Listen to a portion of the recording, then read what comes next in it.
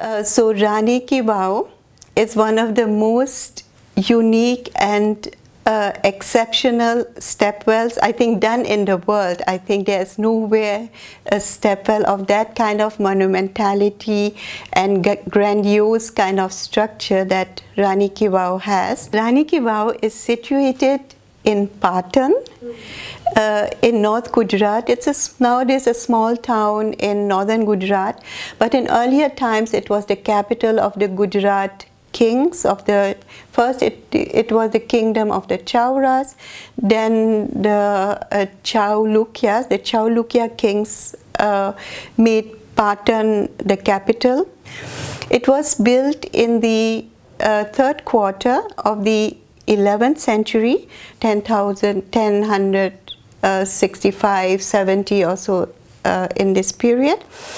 And it was done as a memorial structure by a widow when her husband, the king Bhimdeva, died. And this was a general practice that ladies or widows whose husband died, like merchants or rich ladies, they patronized a stepwell or a water monument in memory of the death of her husband, to gain also some kind of religious merit, religious credit, because it was not only a monument, like it is a public monument, so to say, because it is a source of water.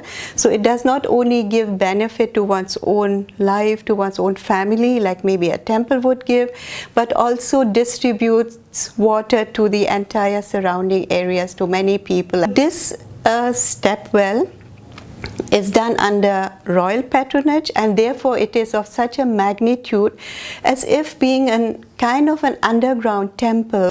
So this stepwell, Rani Ki Vav, is a monument that is about 65 meters long from the entrance to the well, and about 20 meters broad and more than 20 meters deep. On the side walls, and as well as on the constructions in between, as well as the wall of the well, all these are covered with rows and rows of beautiful sculptures. They are kept in such an exceptional beauty and good stage of preservation, because this stepwell was buried underground in mud and slush and water for about 800 years. So therefore, when it was excavated in the late 80s of 1980s or so by the Archaeological Survey, one found that the sculptures were in meticulous state of preservation. All the sculptures which were there are in beautiful condition. Stepwells are, I think, very ancient in Gujarat. I mean, there are stepwells that are cut into the rocks, connected with Buddhist caves in Uppercote or so. They might belong to the 1st or 2nd century BC, before Christ eras. The first structural stepwells might belong to the 5th or 6th century of our era. They are also found in Gujarat, in Dhak area. They could belong to the 6th, 7th century, means it's post-Gupta, but an early period of Vallabhi style of architecture. And then the tradition just continued up to the 19th, 20th century even. And the highest activity for these stepwells is 10th, 11th century, but even after 11th up to 17th, 18th century, there are stepwells found. I sometimes jokingly say that every village in Gujarat has a stepwell, because it is something so necessary for the people to have, not only as a source of water, like a normal well would be, but also to have spaces to live, spaces to spend some time in. For example, like the community, also like women going to a stepwell for doing their daily chores. Women could sit around this area. It is cool. These are cool places for retreat. Not only for the women who do their work also in the stepwell, with water, but also stepwells. Many stepwells were built along the trade routes. That means from the coast of Gujarat, where the ships would come and the cargo would be unloaded and then transferred to caravans to reach the imperial capital of Delhi, for example, Agra. And along these trade routes, stepwells were built, often by the merchants, sometimes also by the kings or so, because they wanted to have a safe passage and a comfortable passage for the caravans, for the cargo to reach the main places. So stepwells were built at a day's walk or a day's travel of a caravan, let's say something like 20-30 miles. So there are other stepwells of that class or of that period. One is, for example, Ankol Mata Nivau in Dawat, which is about 100 kilometers away from Patan. Other temples that could be comparable is, for example, Vimal Vasahi in Mount Abu, which was also done under the patronage of the Chalukya kings. Rajasthan also has a number of stepwells. They have more or less the same kind of structure, like having an entrance, a passage going down to the groundwater level. But Rajasthan has also a very interesting structural architectural structure that like a stepped kund, which is a deep kind of pond that is built, which is a combination of a stepwell and a normal pond, where there are many steps going down into the earth. And Rajasthan has some of the most beautiful stepped cones, for example, in Abhaneri. And very similar is the Surya Kund in Modera, which is very near to Patan. I think the last stepwell that was built in about 1935 or so by the Maharaja of Bikaner, which is in the center of Saurashtra. Maharaja of Bikaner has built a pleasure palace, if one wants to say so, in his own orchard, which is a well about 3 stories deep, and it has the water at the bottom, and 3 stories are there with rooms around the well. So these were very nice recreational rooms. It is built in marble, it has arches, it has sculptures, it has springs and spouts. So I think that was more or less the last stepwell in a traditional sense which was built. I mean, Rani Ki Vav, I think the grandeur and the monumentality of Rani Ki Vav is simply extraordinary. There's no other stepwells like that in Gujarat or anywhere in the world for that matter. And the structure is like 65 meters long, and the stepped passage is divided into 4 kind of open spaces, which are called anganas in the ancient Sanskrit text on architecture, the Shilpa Shastras. And these 4 open spaces are intercepted by the cross constructions, like these are open pavilion constructions which are called kuta in the Shilpa Shastras. So there is a whole sequence of an open space, a cross construction, again an open space, and in Rani Ki Vav there are 4 such open spaces connected with these kind of cross constructions. And the first one has only just 1 story, the second one has 2 stories, then it goes down, the third one has 4 stories, and the last one has 6 stories underground. And at the last level there is a small pond, like a basin, which keeps the surplus water from the well. This is just adjacent to the well, and the construction between this kind of passage and the well is very sturdy, has to be very sturdy, because this structure is then 7 stories deep, and then the side walls, the pressure of the side wall is very strong. So at the bottom there has to be strong kind of buttresses so that the earth doesn't cave in. As an interesting part is that where this kind of small pond is, as a second thought, probably the craftsman or the architect had to make some extra construction as a barrier against, because they realized that some of the blocks of stones were moving because the earth underneath was kind of watery. It was wettish where the groundwater level was. So they had to strengthen this kind of portion extra with some extra bars. On the side, as I mentioned, were the buttresses before one then reaches the well. The well itself also is strengthened or is made strong by a tapering construction, by a tapering section. So the well is broader on top. The opening at the surface is much broader than the actual well is where the water is. And the most interesting part of Rani Ki Vav is the sculptures.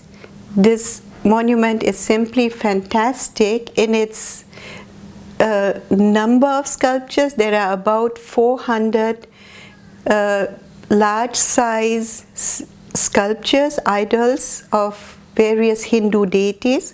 The whole monument is dedicated probably to Vishnu. It was a Vaishnava monument. There are hundreds of images of Vishnu in his various aspects, like Dasavataras are there, Vishnu in various forms, as well as other Hinduistic deities. Some forms of the goddess are found, like Devi, Parvatis are quite a lot, Devi, Mahishasura, Madini, and about 300 additional sculptures are found which are flanking these kind of main idol images. So I think this monument has about 700 or 800 sculptures. Originally it had so many more, but some of the sculptures were destroyed, or when, the first 2 stories, when the monument was carving in the 19th century, another stepwell was built in Patan itself, Barod Singh Neubauer, which was made from many objects, many architecture parts of Rani Ki Vav which were just lying around. So not many niches, but some of the niches are empty and the sculptures are missing. In addition to these kind of deities that are found, there are hundreds of images of girls, of beauties, of heavenly beauties, of Surasundaris, of Apsaras.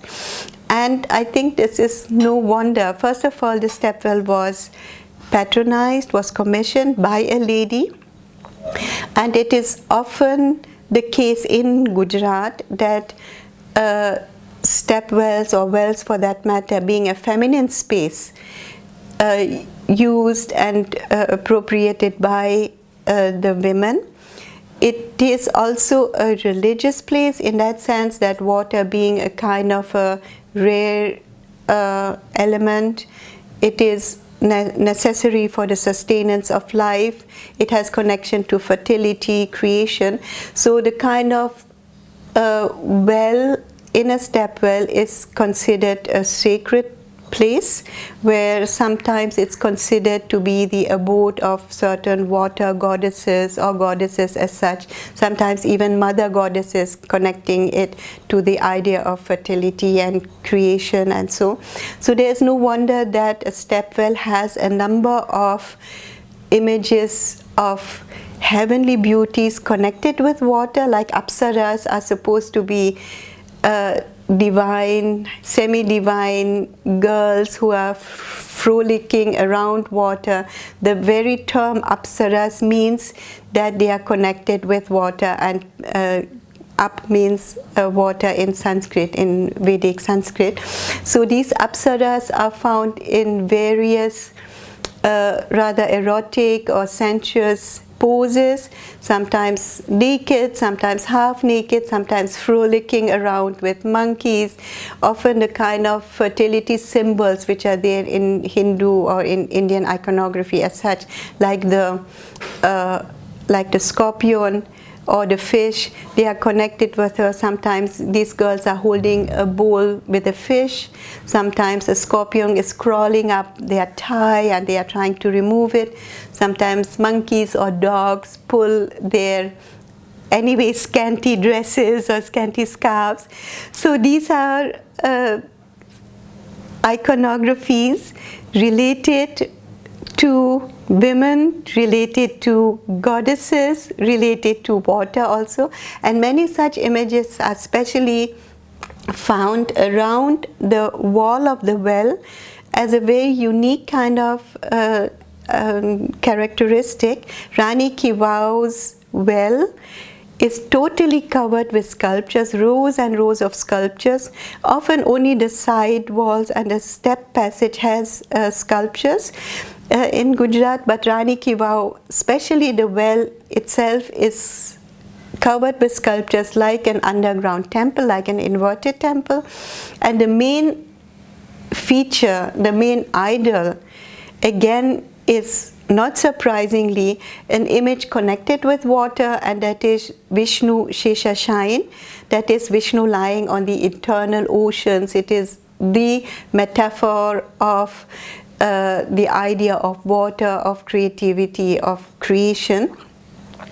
And there are three images of Vishnu Shesha in various levels.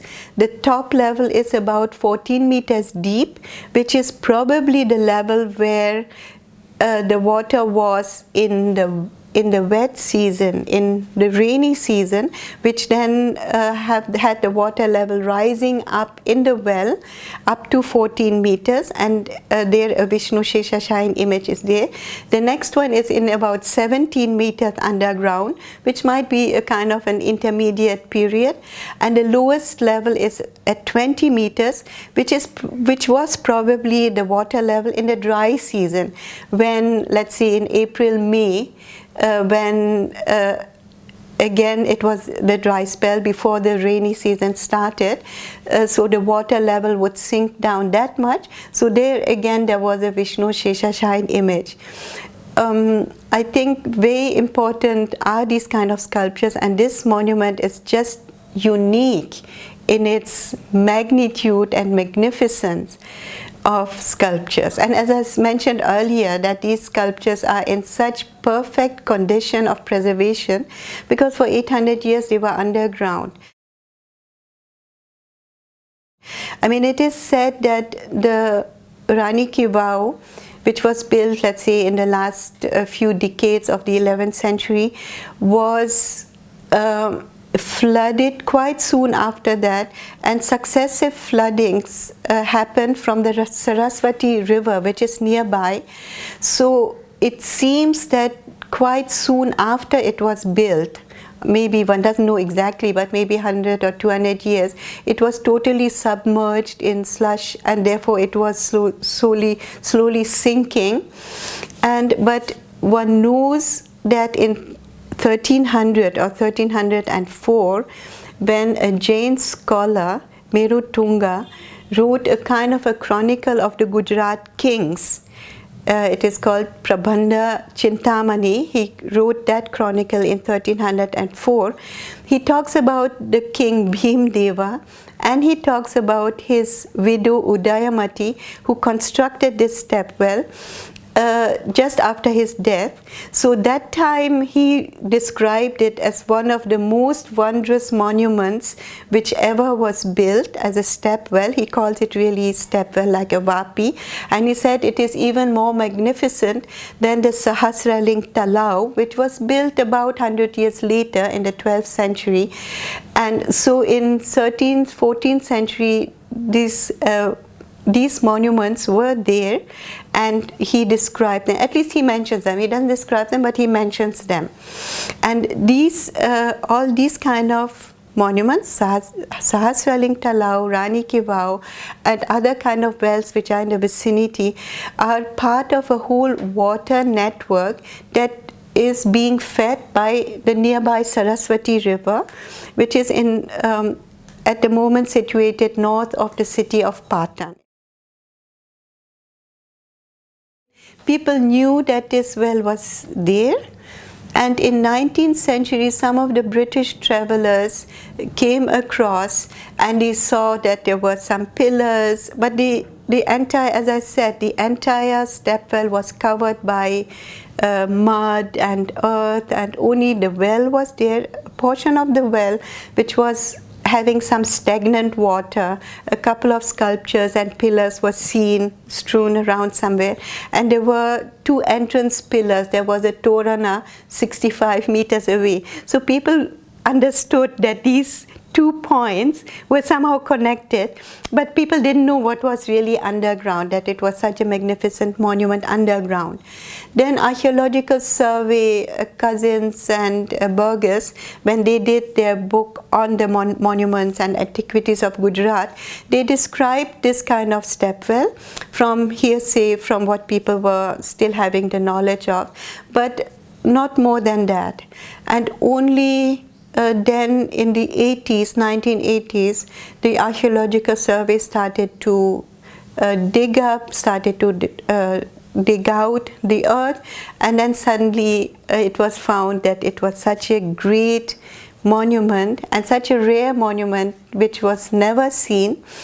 And that is how Archaeological Survey decided that they should ask UNESCO to inscribe this as a World Heritage Site, which finally they managed, and in 1914 it was declared a World Heritage Site, which I think is very well deserved.